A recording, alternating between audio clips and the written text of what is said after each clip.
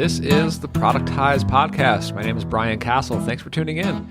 Today you're going to hear my conversation with Josh Pigford of Baremetrics fame and quite a few other projects that led up to that as we discussed his long and winding journey through entrepreneurship. Josh is really an interesting guy and he's got a really interesting story. I'm sure most of my listeners are familiar with him, at least in recent years, but we talked a lot more about years past, where he came from and how he built up his entrepreneurial skill set, if you will. I think it's interesting that Josh is kind of one of these like jack of all trades, or maybe a better way to put it would be in baseball, like a 5-tool player, just really can execute really well on like the design, development, marketing, business side of things, tech, you name it. I think there are very, very few people who can truly execute really well, or as we talked about, really learn or figure out how to execute as a means to an end, as Josh has been able to do. So it was just a really interesting chat that I had with Josh, so I'm sure that you're going to enjoy it. So here you go. Here's my chat with Josh Pigford. Enjoy.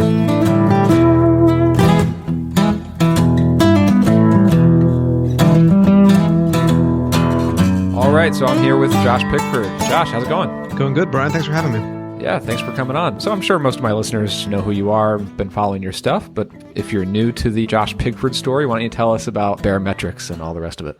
Yep. So Baremetrics is a revenue analytics platform. So right now we're focused specifically on subscription businesses. And you can connect your Stripe, Braintree, Recurly, et cetera, account, and then we'll spit out monthly recurring revenue, lifetime value, churn, a couple dozen different metrics, and let you deep dive into all that stuff, but with pretty minimal setup on your part. Yeah. I remember when you launched a few years back, and now there are so many of these like metrics and analytics tools. And as you know, you've got plenty of competitors, but I believe like the very first one to do that magical, like one click into your Stripe account, you've got your metrics all there for you. And when I saw that, it was awesome, Yeah. So how many years has it been since the launch of Baremetrics now? It's been nearly 4. So it was, I started working on it October 2013. And so today, obviously, you guys have grown a bunch and you've grown beyond Stripe. You work with Braintree and a bunch of other platforms as well. And I believe your feature set has really grown as well. It's not just the metrics. You're doing all sorts of pretty cool stuff in there. So I'm excited to talk to you here today because I feel like you're like a true jack of all trades. And not just in like the CEO sense, like you're running a company, so you're doing everything anyway. And there's a lot of people who think of themselves as jack of all trades, but I feel like you actually come at this with just an ability to execute on so many different fronts that most other founders, I don't think, have. I mean, from the design side to the technical side to marketing and just entrepreneurship in general, I've been really just impressed with your ability. Like in baseball, they call it like a 5-tool player, right? Like that's how I kind of think of you. Well, how do you think about that? And like, I guess I'm kind of curious about like today, your role in Baremetrics. Where do you kind of spend the most time and energy in the business today? Yeah. So at this point, I mean, like today it's mostly like marketing, sales kind of stuff, plus the sort of, I don't know, you could call it like CEO kind of stuff. So that's like one-on-ones with each person on the team and like making everybody's happy and has what they need and that I'm not like a bottleneck for anything. So it's a mixture of those two things. I mean, the main role that I have not hired out for would be like marketing and some sales stuff. So pretty much anything else we've got somebody on the team who handles that kind of stuff. But yeah, that's where it's at right now. I mean, now in 6 months, or 12 months or whatever, that marketing and sales stuff I may not do anymore, just depending on if we hire for that. But that's kind of where it stands at the moment. Yeah, cool. In this interview, I definitely want to start to go back and hear more of the backstory and how things came together and how you got to where you are today. Before we do that, I guess I still want to kind of focus on what's happening right now. So we're recording this, near the middle of 2017. Baremetrics has been around about 4 years. So what's happening like this year right now in Baremetrics, and what do you see coming up in the next few months? Yeah, so we've been really focused for the past year, really. So initially, we're primarily focused on getting to profitability, which is kind of a whole story in and of itself, but we hit that in January. And so now we've been focused on sort of the product side. The deal with Baremetrics, and I knew this the day that like Baremetrics launched almost 4 years ago, is that we've kind of like, we've limited ourselves in a way that I knew would become problematic at some point. And I think I probably waited too long, not too long, but I mean, I waited longer than I should have to tackle it. But I mean, you think of like Baremetrics day one is not just like analytics for Stripe, and not even just analytics for SaaS companies on Stripe. It's analytics for SaaS companies on Stripe who are appropriately using the Stripe API. So like that funnels down to be a very specific group of people. When you say using Stripe, do you mean using specifically like their subscriptions plans? Correct. Because so there's a lot of people who use like a third-party thing on top of Stripe, and Stripe is basically like a dumb payment gateway that just processes charges. And like we can't give you anything from that. Like you have to use Stripe's API, and specifically like their subscription API. And then past that, like there's plenty of people who use a subscription API, but like they do just insane things, like creating a plan for every single customer. So you've got 10,000 customers. Well, you've got 10,000 plans in Stripe. Like people just do these crazy things. So all of those things are these like qualifiers that just reduce the number of people who can use the product. And all that to say, I mean, so what we've been focused on for the past, especially the past year, is expanding who we can support. So that's expanding to other payment processors, so Braintree, Recurly, Chargeback, et cetera. That's adding our own API, so like you can just skip all of that. And you know, if you're doing some crazy stuff with those APIs, okay, well, fine, you can still send us the data we need directly. So that's what we've been focused on, and then simultaneously expanding the value proposition that Baremetrics has. So, you know, you mentioned almost 4 years ago, like there wasn't anybody else who was doing this sort of one-click thing. It really wasn't even possible. Like Stripe was really like the first player that made that a doable thing. Just happened to be whatever. I've been an entrepreneur for 15 years and like had all these different software products, and I was just happened to be right place, right time. So like that wasn't a possibility, or had not been a possibility 4 years ago, but now it's like commonplace, right? So like Braintree and Recurly and all the others like caught up with Stripe and are have similar API endpoints and the ability to connect with relatively low hassle. So like things like analytics or metrics and all these like MRR and lifetime value and all this stuff are more accessible now than they were 4 years ago. So it becomes more competitive. Right. And you have to do more, and which I mean makes sense, right? Like for the product itself to become more valuable over time. So we've been doing things to increase the value of Baremetrics, and that includes doing things outside of just graphs and numbers. I mean, I think that's kind of natural, right? I mean, as the market matures, right, as all the different players come into it, there are more customers, more specific needs. But I think as a company for Baremetrics, I don't necessarily see that as being too late to move on something like that, because in order to gain that early traction, it had to be so simple and solve a specific pain. Yep. So, I mean, the other thing that you touched on it for a second there, when I think about your story, as we start to move back in time, like Baremetrics, you've been pretty focused on this for the last 4 years, or at least it seems. But before then, I thought of you as this like serial entrepreneur doing all sorts of projects like every year up to something different. So it seems like you basically kind of settled into Baremetrics for the long haul. I mean, obviously, it's probably still a relatively young company, and I'm sure you'll do 1,000 more things going forward. But like, how do you think about that transition? Like, and maybe I'm totally off base there, but that's my perception of it. Was that a conscious decision? Like when you started to launch Baremetrics, was like, this is something that I really want to sink into for several years, or this is just yet another idea I'm going to throw at the wall and it just happened to gain more traction than other stuff? When I started it, I had zero intention of like ever saying I'm going to build a company around this. Like I said, I've been an entrepreneur for the better part of 15 years. So it's like, and I've always like diversified. I've always had lots of different sort of balls in the air.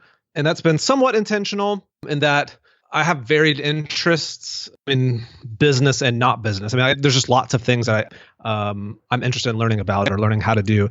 So it's always been really fun for me to try lots of different types of businesses in lots of different industries. So when I launched Baremetrics, I mean, I was doing consulting stuff, design development stuff, and then also had 2 other SaaS products, and then like a couple of other what would be considered like side projects of that. I mean, like there's just lots of little things going. And for Baremetrics, it was me scratching the itch that I had for the other SaaS products I had. I needed those sort of metrics. So I was just going to build this thing myself, and there wasn't anything else out there at the time. So I figured I'd launch this thing, and then, in a year, Stripe would launch their own analytics thing, or they would buy Baremetrics or something. I mean, I didn't have any specific outcome I was after. I just assumed it would not last that long. That's kind of what I went into it with. Yeah. So like what changed after that, and what happened after you launched, and when did it start to be like, oh, this might become a bigger chunk of my time and focus than I expected? Yeah, so about let's see, November, like 4 or 5 months after Barometrics launched, the revenue that it was making had surpassed the revenue from the other SaaS products I had. I had spent like 2+ years on those. And so when Barometrics surpassed what had been 2 years worth of work on these other SaaS products, and it had done it in just a few months, at that point it was like, well, here's the thing that's clearly moving much faster than stuff that I had done in the past. And so at that point, it was just an economics thing. Like, it was, once Barometrics could support the salary that I needed to support my family, then it was like, okay, I'll stop doing the other stuff and we'll focus on this one thing and see what happens. Very cool. And, another kind of theme that I know you've written about recently, it definitely resonated with me, is being a solo founder. So, I mean, you are basically totally solo. You started Barometrics on your own, and as well as your previous companies too, or? So Barometrics, yes, I started solo. The 2 SaaS products that I had going that I had built Barometrics for, I had a couple of co-founders on those. But then the stuff before that, I'd always been solo as well. Let's kind of just go back. Like, where are you based today? Where did you come from? Yeah, so I grew up in Mississippi, went all the way through college, lived in Mississippi, and then got married 2005, also graduated from college then. And then my wife and I moved to Denver, Colorado, just for kicks. Lived out there for about 5 years, and then had our first kid, moved to where we are now, which is Birmingham, Alabama. Very nice. And how many kids do you have? I've got 3 kids. Oh, it's a handful. Yes. So, I mean, when you were, I like to ask that cheesy question, like when you were younger, growing up, like what did you see yourself getting into? I guess more specific, as you get into thinking about an actual career, like high school, college, did you expect to be on your own? Entrepreneurship, was that in your future, or were you like not thinking about that? I mean, as a kid, I was always, I guess I would say, entrepreneurial in the sense that, I was the kid who was like setting up lemonade stands and like cutting yards and like figuring out how to make money. And like, that was fun for me. But I was also the kid who loved to make things and like build things.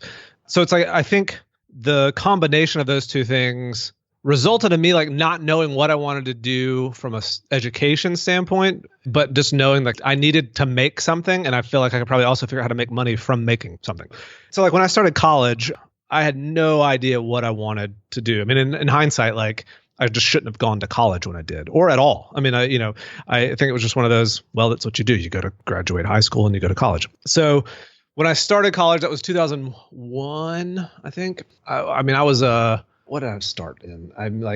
Maybe it was like computer science. I was probably in a dozen different majors over the course of my college career. But 2 years in, I was a communications major. I mean, I was in my head had thought I would go like work in radio or something. I was big into music. So I was a communications major. And one of the classes that I had to take was like an intro to graphic design or something. And turned out I was pretty decent at it.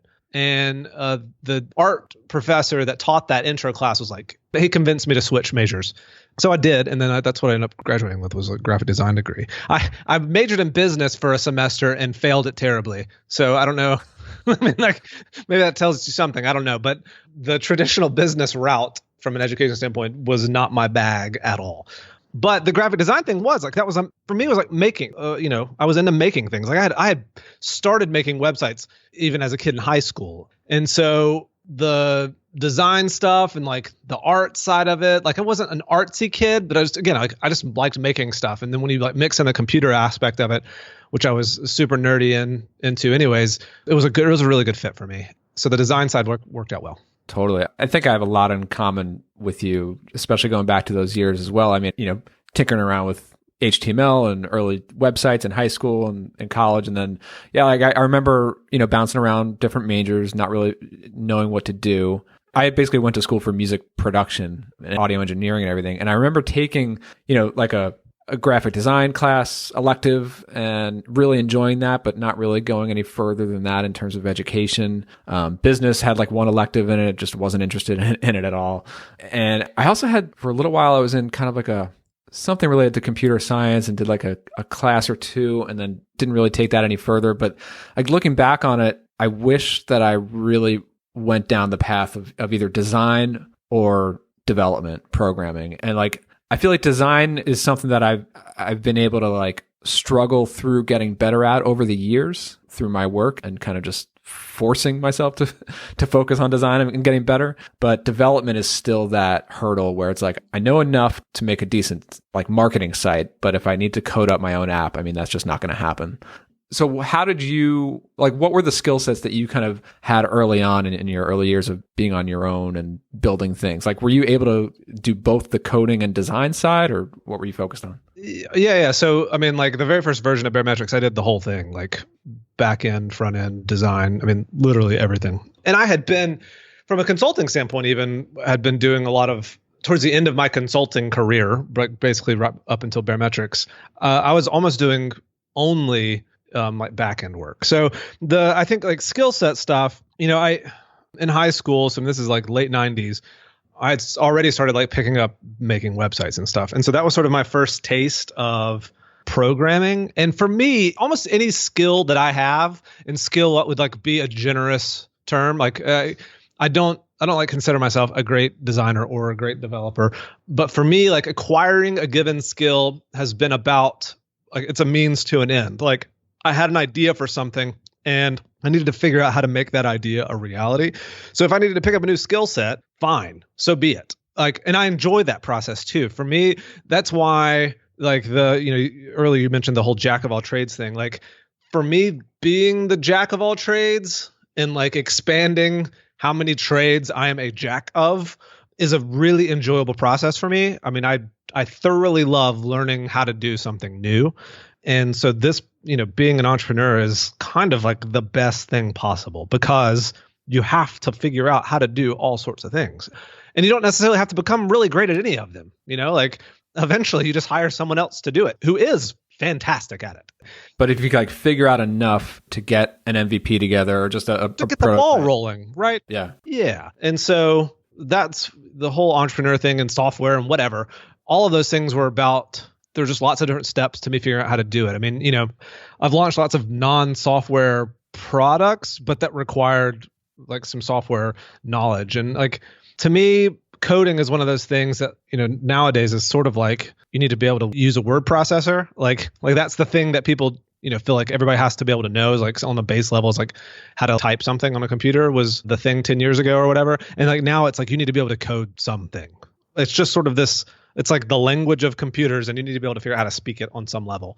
So I did that years and years and years ago. And for whatever reason, it stuck for me. So totally. I think it's interesting because there's this, I don't know, like a friction that a lot of, at least I feel it when I hear this common, people preaching about like best practices for entrepreneurs. Like you got to focus on your strengths and delegate and outsource everything else. Like it's not wise to use your time on things that you're just not the best person to do.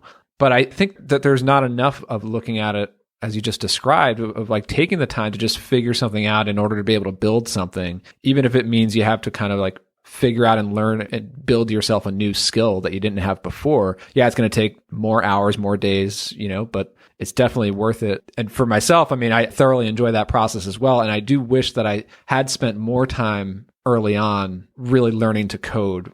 I mean, instead I spent more time on the design side, but at this point I feel like I do hit a wall where it's like, I have got this idea for an app. I just have to hire someone because I can't really start it. And that's tricky. But yeah, I think that's really interesting. No, I was going to say, I think like having this base level of tools in the toolbox kind of thing is important. So I do basically zero coding on the Baremetrics app at this point, which is, it should be that way. Now, if like I do anything, I basically just break things if I touch it. But like I still do some random things that involve coding so that I don't completely lose that skill set or whatever. I mean, like I'm kind of big into like hobby electronic stuff. So Arduino and just like building these like random electronic things. But that requires some coding to do that kind of stuff. And I think like maintaining these like random skill sets is important for not only just so that I can like make some idea become a reality, but also so that I can continue on some level to relate to people who are like, whether that's our designers at Baremetrics or our engineers or, I mean, in the product process as a whole, like having a better understanding of how all the things work, I think makes ultimately for better end product. So take us back, like what were some of the earlier projects or entrepreneurial things that you were launching? Oh man. I was looking at your personal site today. You got a nice list there. Like you put it all right there on the page in a like chronological order. Yeah. So there's, even that list is like not thorough. Right. That's just the stuff that saw the light of day. Yeah, for the most part. I mean, there's all sorts of things like, I mean, everything from just like fan sites of like bands I was into in high school. I tried to start this like online sort of a magazine kind of thing. It was like, I like to think it was just before its time, but it was sort of like webzine kind of thing for artists and like all sorts of just weird things. But eventually, I think the things that probably stuck the most from early on were like, there was this thing called the Apple blog, which is like basically just a blog about Apple stuff, surprisingly. And it got acquired by another tech publication. And that was an interesting experience. And then there was like an e-commerce site for collectible toys. That was a ton of fun. All right, wait a minute. I don't want to really gloss over that too quickly though. So you had some like kind of web magazine stuff about different topics, but one was about Apple, which eventually got acquired. So like, does that mean that you were actually like writing and reporting on Apple news on a regular basis for a time there? Or? Well, no, I started the thing, but like I convinced people to write for it for free. So like I was like the entrepreneurial guy sort of steering the ship, but I mean, I certainly am not like a reporter or even have any sort of that in my background. Like I enjoy writing now for Baremetrics, but I didn't necessarily enjoy writing about Apple stuff. I always found other people to write about it because I just liked running the business side of it. And I guess early on, like, were you kind of solo working on projects and then you eventually started like hiring out and partnering and collaborating with different people? Like, what did your teams look like early on and how did you get into that whole side of it? Well, so like the Apple blog. So that started off, that was just me, then I'd post on some message boards asking if anybody wanted to write on this new blog that I was starting. Surprisingly, people said yes and would write for free or for the occasional like free weird gadget that they would get to review or something. I'd cut checks per article kind of thing. But up until it got acquired, it was still just me and then a whole team of freelance writers. Then eventually I had a little bit larger team on the Apple blog. I was still doing like the sort of entrepreneurial side of it, but had a little bit bigger team because we were part of a larger tech publication at that point. Then somewhere in the middle of all that, I started the e-commerce site, the toy store. And from there, like I had two co-founders on that. And was that like toys that sourced from out? Yeah. So they're called Urban Vinyl Collectibles. So I don't know. Some people are familiar with like Kid Robot. It's basically these like an artist or like a lot of times they were like these like graffiti artists that would also design toys, but these like collectible art kind of things. I was into collecting them in college and I always wanted to try getting into like the e-commerce stuff. So I would find all these places that would ship or sell them wholesale. So that's where like the impetus for that was like I collected these things and it would be fun to have an e-commerce site. So I found two other guys who were not into collecting these things at all, but for whatever reason decided, sure, we'll jump into a business with Josh. So pretty quickly though, ended up buying both of them out. And my wife and I both ran the toy store for years. So, I mean, we had toys piled. I mean, these are not a drop shipping like scenario. This is, we buy tons and tons of toys and they're sitting in our basement. And they're like filling up your house. Yeah. Yes. Like when we first started this, we were in like a little 2-bedroom apartment when we were in Colorado. And so like in our bedroom would be a wall of toys like piled up to the ceiling. Like we would go to sleep at night with the smell of plastic and vinyl killing our brain cells at night. So nice. So like that's how that started. I mean, it all the way up through, I started that was probably 2005, I think. And then sold that business in 2008 or 9. But I mean, it turned out it was a great little business. Like my wife, like she worked on it almost full time. And, we were up until we sold it when we were pregnant with our first kid. And part of that was because the economy was changing then. I mean, it was harder to sell like that kind of stuff in 2008 or so. I mean, the economy was like hitting the fan then. Yeah, it's hard to sell like a $200 piece of plastic that sits on your shelf when you're having trouble like getting a paycheck. So anyway, so we sold that. But part of that, so an interesting story here. While we had the toy store, I'm ordering all these different toys from all over the world. Lots of, especially other countries in Asia and things like that. So I needed a way to track where all these packages were coming from because at any given time we could have dozens of shipments coming in, but I needed a way to see them all in one place. So I built this little tracking tool called Track the Pack. And this is pre-iPhone. Like there's lots of great iPhone apps now for this kind of thing, but like there were no iOS apps at the time. The iPhone did not even exist. Yeah. And like the e-commerce systems today, they all give you like the tracking code, like the tracking But that stuff wasn't around back then. That stuff wasn't around. And with the e-commerce store, there wasn't even these systems did not even exist. Like Shopify wasn't around. It was all just like building your own thing. So the tracking thing, I built that, eventually shut that down, but that led to a consulting gig of somebody who was building this other thing that needed to make use of all these tracking APIs.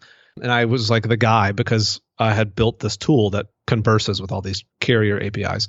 So those guys ended up becoming co-founders on the two SaaS products that I had built Baremetrics for.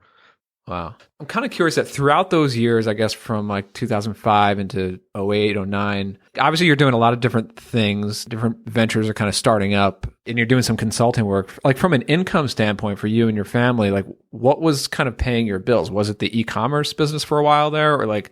I would say up until Baremetrics, my income was pretty much like 50% consulting and then 50% everything else. So like throughout all that, you're kind of doing consulting and building these businesses. Correct. And consulting was like the stable thing in the sense that it was relatively easy for me to like drum up like a $10,000 client or a $25,000 client or whatever. And so I would do that every couple of months or whatever, take on some big project, and then I would knock that out and then keep working on the other projects that I had.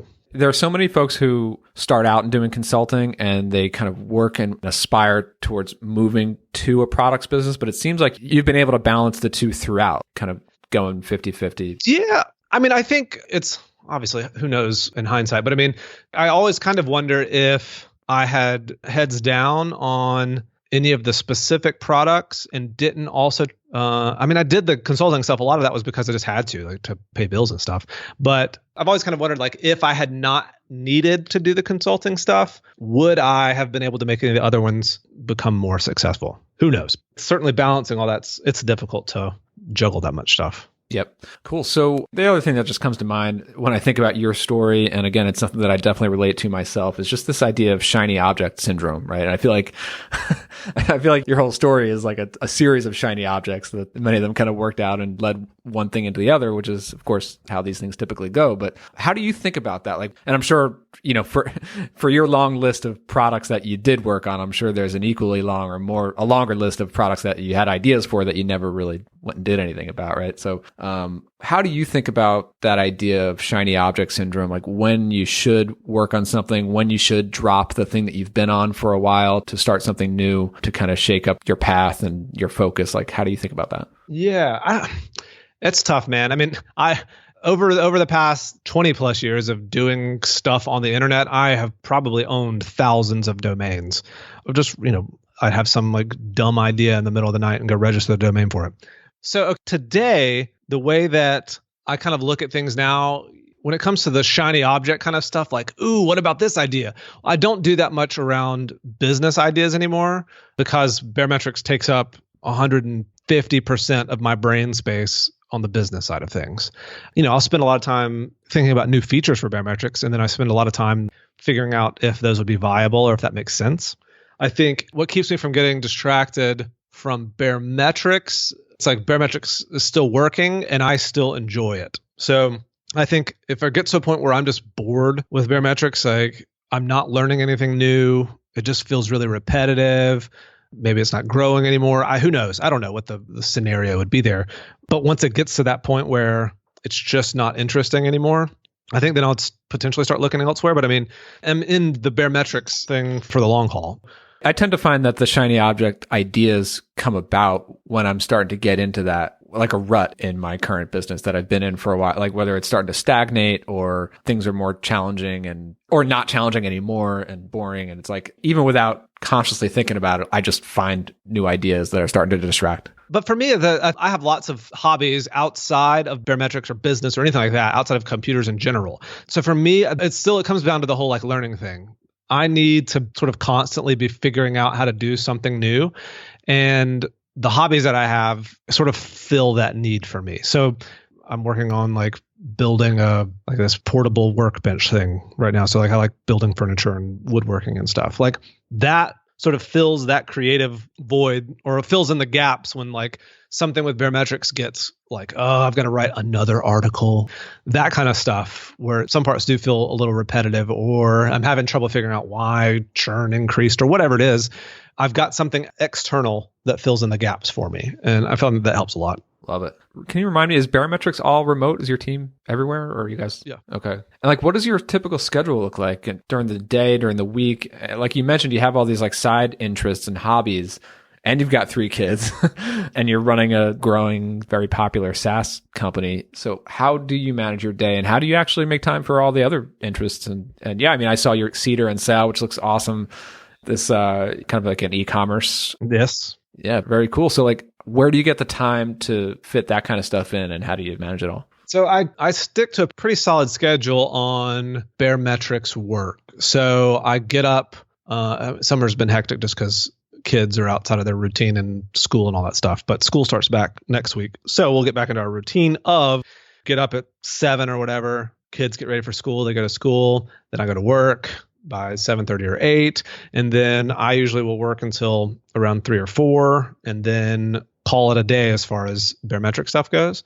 And then it's just whatever else. I mean, like that's hanging out with the kids or involving the kids in, you mentioned Cedar and Sale, like they'll help pack boxes and like get packages together. Or it's like building something. So you're growing your own workforce over there. Right. Yes. Just training them up. So I still like do the hobbies stuff. Home automation. We just built this new house and it's like, I've been kind of geeking out on like home automation stuff. And it's like, all that stuff happens after barometrics, typically after my like typical work day, but I try to merge, like not have it just me being off by myself and doing those things, but instead like involve the family as much as possible. I mean, I don't get to all the other hobbies and the fun stuff nearly as much as I would love to, but I mean, that's also just sort of how it goes with, when you've got a family. Yeah. How old are your kids? So they are about to be 8, 12, and then almost 15. Cool. So you wrote a piece recently. Jordan and I talked about it on Bootstrapped Web about your just being a solo founder and the challenges that go with that. And I mean, I definitely resonated with that quite a bit. And you've been, obviously you have a team and you've had investors and everything on barometrics, but you've been the solo founder leader of the thing since day one. Is that right? Yep. So what are the main challenges there that you've seen? With being a solo founder? Yeah. I think the biggest stuff is just it being hard to realistically bounce stuff off other people. I mean, we're a really transparent company, both externally, but also internally as well. Like pretty much everything's open within the company. And so we talk openly within the company about lots of different things, like sugarcoat things. But at the same time, it's still like my team does not have the same sort of investment into the product or the company as I do. So it's hard to like realistically like talk things out or even like honestly share the struggles that come, like especially like the mental stuff, the ups and downs of running a company. So it's not that they're like not empathetic or even that they couldn't understand some of it. It's just they're just different headspace. So I think that's probably the biggest downside is like not having somebody who can fully relate to it. Yeah, I mean, I definitely see that as well. And like the thing that I tend to struggle with is it's hard to get the critical feedback that I need to get the pushback on ideas or show me the other side of a decision that I'm not like, show me the blind spots. And there are some really great people on my team who can help with that kind of stuff and make suggestions. But at the end of the day, like the decision is going to come down to me and there's not going to be a lot of pushback and not in the same way as it would be if I had an equal partner.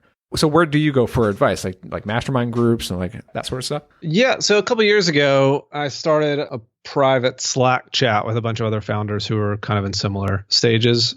So there's a group of like a couple dozen of us that hang out in a Slack chat room.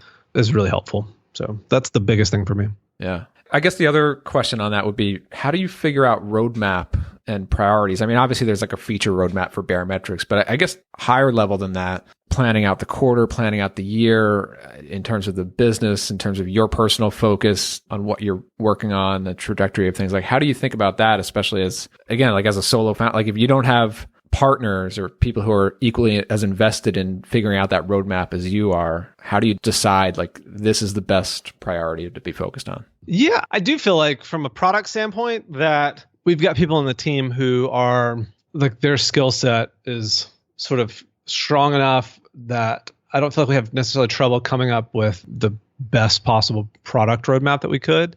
I think we kind of have an ongoing discussion in that regard, constantly trying to figure out what are our business goals. I mean, I mentioned for the past year, it's been a lot about profitability. And so we made a lot of product decisions around reaching profitability. So now that we've got that, we're less focused on needing to do things that specifically just like make us a bunch of money and can play a little bit of a longer game. So that is what influences the product decision now. But I don't know, it's sort of this fluid, ongoing discussion. Yeah, cool. So, I think we'll kind of leave it there. And, I'm just excited to see how your story and Barometrics, continues to grow and evolve this year, next year, going forward. So obviously, folks should go check out barometrics.com. Where else can people connect with you? Shoot me an email, josh@barometrics.com, or on Twitter @Pigford, SHPIGFORD. Nice. Well, thanks, Josh. Well, thanks for having me, Brian.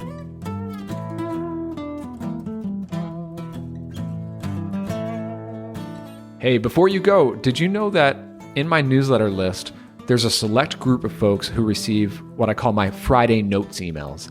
That's where I share some behind-the-scenes updates about the businesses that I'm working on in real time, some personal updates and some tips.